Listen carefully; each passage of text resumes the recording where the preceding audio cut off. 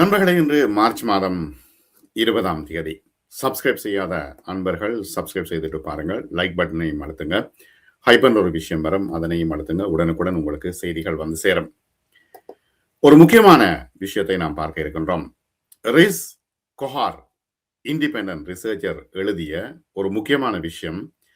இது பரவலாக அறியப்படாத ஒரு விஷயம், மூடி மறைக்கப்படுகின்ற ஒரு விஷயம். ஆகவே இது ஒரு அழுத்தமான ஒரு விடயமாகவும் அவர் எழுதியிருக்கிறார். ஈரான் மீதான அமெரிக்க இஸ்ரேல் போர் வியூகத்தை போலவே மதத்தாலும் வடிவமைக்கப்பட்டிருக்கிறது. இந்த மோதல் ஒன்றுக்கொன்று போட்டியிடும் மீட்பர் கோட்பாடுகளின் மோதலாக உருமாறி இருக்கிறது. தற்பொழுது ஈரான் மீதான அமெரிக்க இஸ்ரேல் போர் என்பது வியூக நலன்களின் மோதலாக இருப்பது போலவே ஒன்றுக்கொன்று போட்டியிடும் மத சித்தாந்தங்களின் மோதலாகவும் இருக்கிறது. இதை முற்றிலும் ஒரு மதச்சார்பற்ற யதார்த்தவாத கண்ணோட்டத்தில் புரிந்து கொள்வது கதையின் பாதியை தவற விடுவதற்கு சமம் என்று அவர் எழுதுகிறார். மார்ச் 2 அன்று பென்டகன் பத்திரிகையாளர் சந்திப்புக்கு பிறகு அமெரிக்க போர் செயலாளர் பீட்டர் ஹெக்ஸட் தீர்க்க தரிசன இஸ்லாமிய மாயைகளில் மூழ்கியிருக்கும் ஈரான் போன்ற பைத்தியகாரத்தனமான ஆட்சிகளால் அணு ஆயுதங்களை வைத்திருக்க முடியாது என்று அறிவித்தார். இது மிக காட்டமான அறிவிப்பாக பார்க்கப்படுகிறது. இதற்கிடையில் வெளியுறவு செயலாளர் மார்க்கோ ரூபியோ ஈரானின் ஆட்சியாளர்கள் மதவெறி பிடித்த பைத்தியக்காரர்கள் என்று வர்ணித்தார். இந்த கருத்துக்கள் ஏன் முக்கியத்துவம் பெறுகின்றன என்பதனையும், இந்த போர் ஏன் முற்றிலும் ஒரு உத்தி சார்ந்த கண்ணோட்டத்தில் புரிந்து கொள்ள முடியாது என்பதையும் அறிந்து கொள்ள ஒருவர் முதலில் மேற்கத்திய கிறிஸ்தவ சமூகங்களுக்குள் என்ன நடந்து கொண்டிருக்கிறது என்பதை புரிந்து கொள்ள வேண்டும். பல தசாப்தங்களாக மேற்கத்திய அமைப்புகள் ஒரு மதச்சார்பற்ற கோட்பாட்டின் அடிப்படையில் இயங்கி வருகின்றன. மதம் கண்டிப்பாக தனிப்பட்ட வாழ்க்கைக்கு மட்டுமே உரியது. அரசு நடுநிலையானது. முஸ்லிம்கள் பெரும்பாலும் குடும்பம், சட்டம் மற்றும் பொது விவகாரங்களின் ஒழுங்கமைப்பை கொள்கையாக மதத்தை பேணி வந்தாலும், கிறிஸ்தவ மேற்கத்தியத்தின் பெரும் பகுதிகள் மத நடைமுறைகளை முற்றிலுமாக கைவிட்டன அல்லது தனிப்பட்ட வழிபாட்டின் விளிம்புகளுக்குள் மட்டுப்படுத்தின.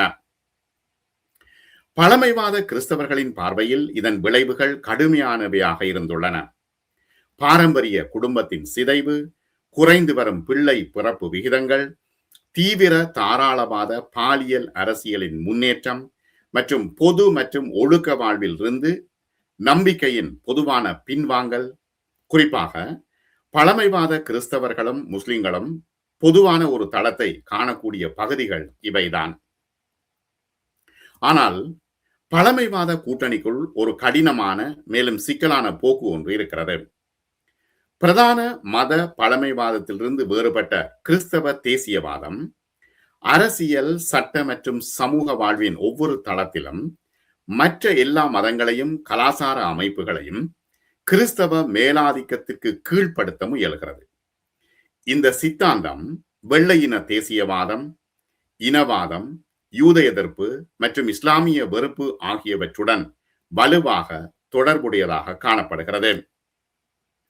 இதற்கு பீட்டர் ஹெக்ஸட் இந்த தீவிர வலதுசாரி போக்குக்கு ஒரு சிறந்த எடுத்துக்காட்டாக இருக்கிறார். மதத்தையும் அரசையும் மதச்சார்பற்ற முறையில் பிரிப்பதை நிராகரிக்கும் ஒரு இயக்கமான கிறிஸ்தவ புனரமைப்பு வாதத்தோடு தொடர்புடைய இவர் பீட்டர் ஹெக்ஸட் பென்டகனின் இந்த புனித போரின் ஒரு கருவியாக அவர் கருதுகிறார். ஜெருசலேம், சிலுவை மற்றும் டியூஸ்வுல்ட் ஆகிய தனது பச்சையை அவர் குத்தியிருக்கிறார் அவருடைய உடலில்.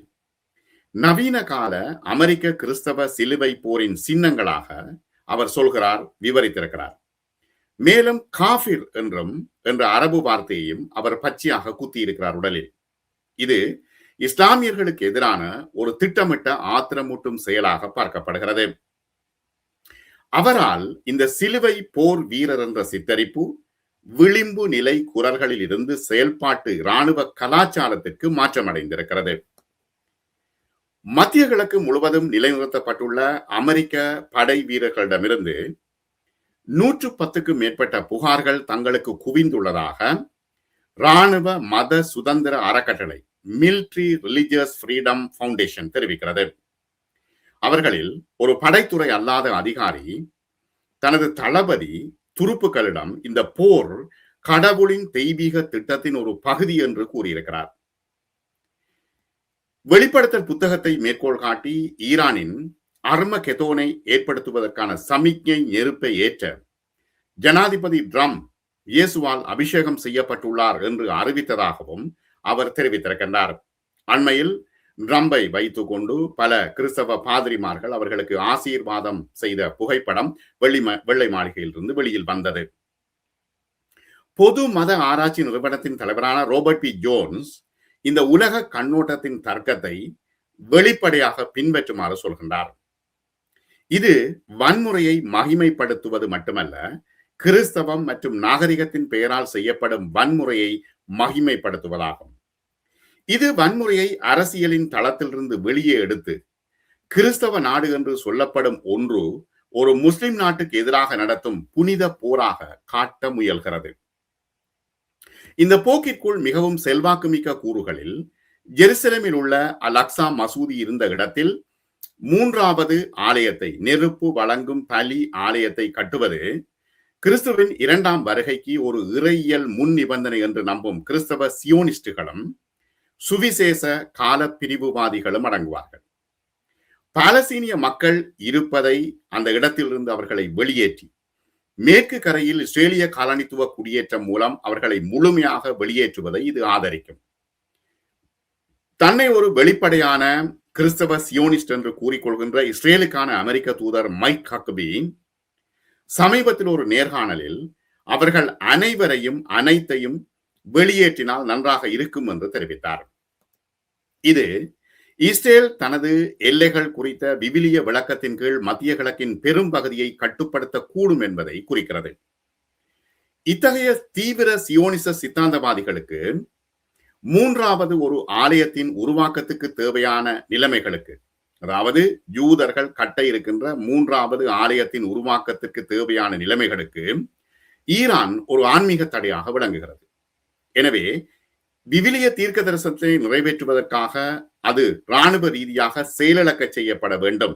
ஈரான் பீட்டர் ஹெக்ஸத் மற்றும் அவரது கூட்டாளிகளின் கூற்றுப்படி ஈரானுக்கு இஸ்லாமிய தீர்க்க தரிசன மாயைகள் எப்படி இருக்கின்றன என்று அவர்கள் சொல்கின்றார்கள்.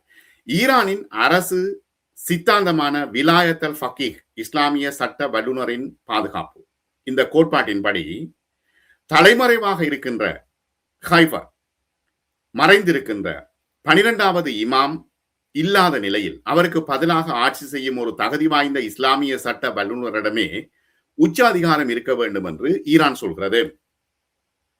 மேலும் ஈரானின் மதகுரு மற்றும் இராணுவ அமைப்புக்குள் இருந்த பிரிவுகள் இன்னும் ஒரு படி மேலே சென்று இறையியல் எதிர்பார்ப்பை மாற்றி அமைக்கின்றன. மேலும் ஈரானின் மதகுரு மற்றும் இராணுவ ஸ்தாபனத்துக்குள் இருந்த பிரிவுகள் மஹதியின் வருகை குறித்த இறையியல் எதிர்பார்ப்பை ஒரு செயல்பாட்டு அரசியல் கோட்பாடாக மாற்றி இன்னும் ஒரு படி மேலே சென்றன. அடக்குமுறை சக்திகளுக்கு எதிரான இடைவிடாத போராட்டம் ஒரு புனிதமான கடமை என்ற கருத்தை ஈரானிய தலைமை நிறுவனமாக்கி இருக்கிறது. இந்த கட்டமைப்பின் கீழ் தந்திரோபாய ரீதியான பின்வாங்கல் அல்லது ராஜதந்திர ரீதியான இணக்கம் என்பது இறை தூதருக்கு செய்கின்ற துரோகத்துக்கு சமமாகும் என்று ஈரான் நினைக்கிறது.